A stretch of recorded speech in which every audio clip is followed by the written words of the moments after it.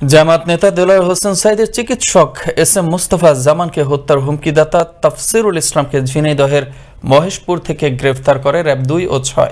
বৃহস্পতিবার দুপুরে রাজধানীর কারণবাজার র্যাব মিডিয়া সেন্টারে এ তথ্য জানান র্যাবের আইন ও গণমাধ্যম শাখার পরিচালক কমান্ডার খন্দকার আল মঈন। র্যাব জানায়, গ্রেফতার হওয়া তাফসিরুল স্কুল জীবন থেকেই ছাত্র শিবিরের একজন সক্রিয় সদস্য।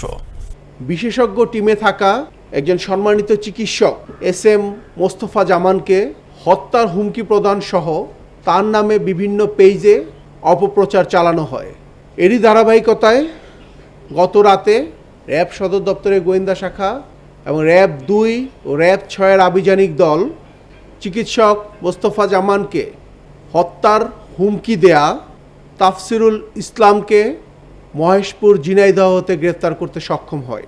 প্রাথমিক জিজ্ঞাসাবাদে আমরা জানতে পারি, গ্রেফতারকৃত তাফসিরুল তিনি স্থানীয় একটি কলেজে অনার্সের 2য় বর্ষে অধ্যয়নরত ছিলেন। উনি স্কুল জীবন থেকেই ছাত্র শিবিরের রাজনীতির সাথে তিনি সংশ্লিষ্ট ছিলেন।